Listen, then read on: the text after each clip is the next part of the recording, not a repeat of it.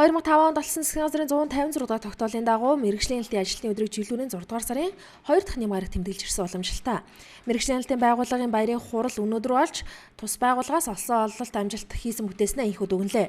Монголын шадар сайд хүрэлцэх баярын хурлыг нээжилсэн үгэндээ засгийн газрын нэрийн өмнөөс олон хуваасаа баяр хүргэж ажлын амжилт хүсэж байна.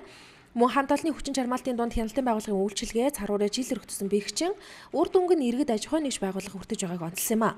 Хэн шалгалтыг эрсдэл суурилсан зарчмаар хийн аж ахуйн нэгжүүдэд зөвлөн тусалж мэргэжил арга зүйгээр ханган тэдний хөгжлийг дэмжих нь хяналтын байгууллагын үндсэн зарчим болцгүй эрсдлээс сэргийлэн ард иргэдийнхээ эрүүл аюулгүй орчинд амьдрах нөхцөлийг бүрдүүлэхийн төлөө төр хяналтаа тодорхой хэмжээнд тавьж явах ёстой гэдэг тус газрын удирдлагууд онцолж байсан юм а.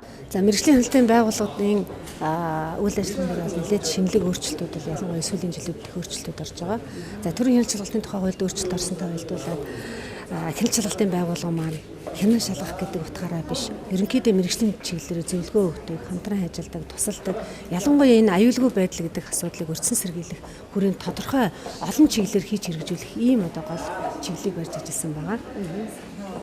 За тэгэхээр манайх өнөөдөр баярын өдрөө багтаад нийслэлийн мэргэжлийн хяналтын газраас бас өндөр бүтээлийн ажлын өдрүүдэд зарласан. За энэ жилийн гол зорилго маань ер нь бол бид нар Улаанбаатар хотод бүтээн байгуулалтын жил нэлээд их өрнөж байгаа.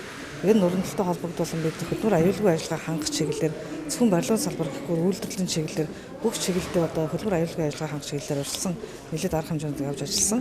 За манай хяналтын онцлог бол энэ жилийн үед бол шинжилэл явагдсан байгаа. Тэр шинжилэл маань ямар шинжилгээ гэхээр бид өнөөдөр бизнесийн таатай орчинг дэмжих зорилгоор хяналтын үйл ажиллагаанд бол ерөнхийдөө 60-40 харьцаатай 40% нь бол одоо хяналтын үйл ажиллагаанд бол торгох, хариуцлах, оногдуулах асуудал ярддаг. 60% нь бол одоо зөвлөн туслах ажиллагааг явуулах энэ чиглэлийг нэлээд баримлж ажиллаж байгаа.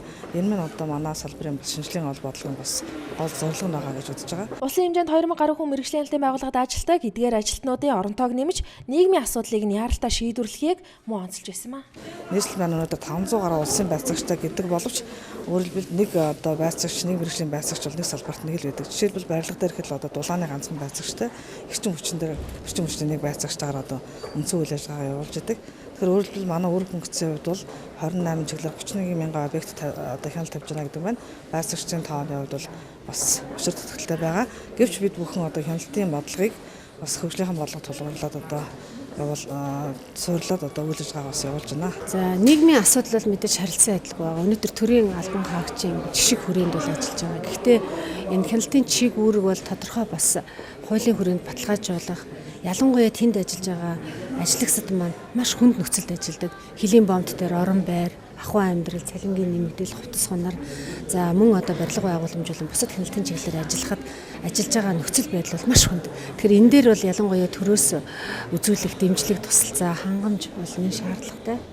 За иргэдийн одоо аюулгүй байдлыг хангахаасаа гадна тэнд одоо ажиллаж байгаа мэргэжлийн боловсрууччин, мэргэжлийн байцаагчдын аюулгүй байдлыг өнөөдөр яаж хангах вэ гэдэг ийм асуудал хүртэл одоо тодорхой төвшөнд ийм яригдах зайлшгүй шаардлага бол гарч байгаа. За хуульд одоо нэмэлт өөрчлөлт оруулахаар бас боловсруулалтууд ингэ явж байгаа. Энэтэй үед бол тодорхой заалтууд бас орох байхаа гэж бодож байгаа.